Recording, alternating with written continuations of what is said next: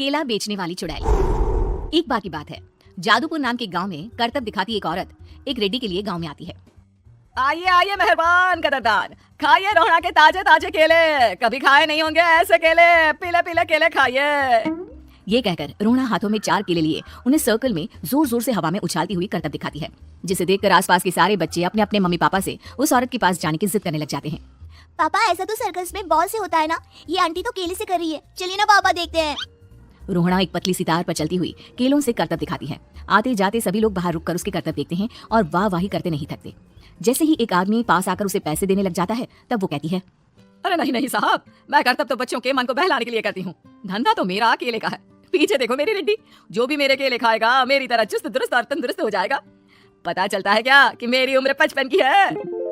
अरे पर ऐसे ठंड के मौसम में कोई केला क्यों खाएगा? ये ऐसे वैसे केले नहीं है साहब, ये शरीर में गर्मी देते हैं, ठंड को दूर भगाए जो भी रोहिणा के केले खाए। पापा अगर मुझे केले नहीं मिले तो मैं घर नहीं जाऊंगी। तभी उसके पापा कहते हैं कि बेटा केले ठंड में कभी गर्मी नहीं देते। ये सब कहने की बातें हैं, सामान बेचने का तरीका है इनका। पर पिंकी नहीं मानती। मैं केले खाऊंगी। पिंकी की जिद के आगे नथु हार जाता है और उसे केले खरीद कर दे देता है। पिंकी खुश होकर केले घर ले आकर खाती है। अब मैं भी करतब करूंगी, कितना मजा आएगा, जादुई केले। पिंकी पहला केला खत्म भी नहीं करती कि वो बेहोश हो जाती है। दूसरे केले से एक काला धुआं आता है और रोहड़ा चुड़ैल बनकर बाहर निकल आती है।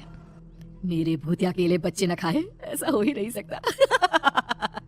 जादूपुर वालों, कब तक बचोगे? आ गई हूँ मैं रोहड़ा, जिसका कोई नहीं कर सकता सामना। रोहड़ा पिंकी को गोद में उठाकर काले धुएं में कहीं गायब हो जाती है। शाम के वक्त नत्थू घर लौटता है और पिंकी को घर में ना पाकर उसकी माँ से कहता है, माँ पिंकी कहाँ है? अरे बेटा, उसे तो तू सुबह करतब दिखाने ले गया था ना, फिर कहाँ वापस आए तुम दोनों? मुझे लगा तू उसे अपने साथ मंडी ले गया होगा। हे भगवान, मेरी बच्ची कहाँ गई? मैं उसे घर ही तो छोड़कर गया था माँ। नत्थू गांव के घर कोने में अपनी बेटी को ढूंढता है, पर उसे वो कहीं नहीं मिलती। परेशान होकर आके रो रोकर नत्थू हिम्मत हारकर घर लौट आता है। अगली सुबह रोहड़ा फिर से करतब दिखाने आती है और इस बार पिंकी की तरह रोनी केले खरीद लेता है। 50 रुपए दिए थे पापा ने, सारे पैसों की मैंने केले खरीद लिए हैं। अब मैं भी आंटी की तरह ही करतबबाज बन जाऊंगा।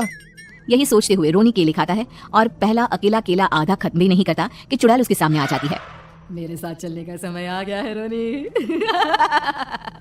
ये तो बस शुरुआत है, अब इस गांव के सारे बच्चे धीरे धीरे मेरे कब्जे में होंगे, एक बच्चा भी नहीं बचेगा। ये कहकर रोना रोनी को गोद में लेकर काले धुएं में अदृश्य हो जाती है। इसके बाद हर रोज गांव में से कोई ना कोई बच्चा गायब होता, पर ऐसा क्यों हो रहा है किसी को भी समझ में नहीं आ पा रहा था। रोज की तरह अपनी बेटी पिंकी की तलाश में नत्थू गांव के एक तालाब के पास बैठा रो रहा था। कहाँ गई मेरी पिंकी? शकुंतला के जाने के बाद एक वही तो मेरा सहारा थी। अरे उसकी आत्मा कोस रही होगी मुझे कि मैं अपनी बच्ची को संभाल भी नहीं पाया। नत्थू ये कहता हुआ रो ही रहा था कि तभी तालाब में से उसे शकुंतला की आवाज सुनाई देती है। कहाँ थी तुम शकुंतला? हमारी बच्ची और सारे गायब हुए बच्चे रोहड़ा के कब्जे में हैं। वो बच्चों को जो केले देती है उससे बच्चे बेहोश हो जाते हैं और उसके कब्जे में आ जाते हैं और वो उन्हें ले जाकर काली दुनिया में ले जाती है। पर वो ऐसा क्यों कर रही है? ये मैं नहीं जानती, पर उस दुनिया का रास्ता मैं आपको बता सकती हूँ।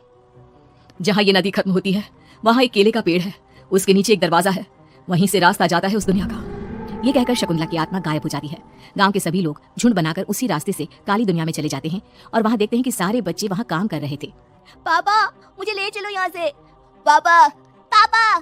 सभी बच्चे अपने मम्मी पापा से लिपट जाते हैं। तो तुम लोग यहाँ तक आ गए? क्यों हमारे बच्चों को पकड़ लिया तूने? तुझे शिकारी बनाना है तो ले, हम सब आ गए हैं, हमें खा ले।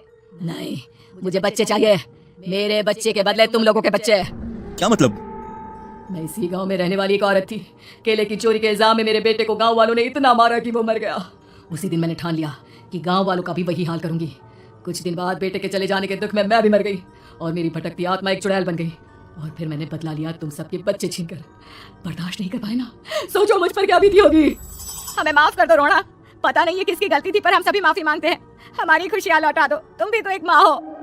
गांव वालों की बात सुनकर रोहड़ा का मन पिघल जाता है और वो बच्चों को छोड़ देती है। उसके बाद काली दुनिया बच्चों के लिए जादुई दुनिया बन जाती है। अब कोई भी कभी भी वहां आ जा सकता था।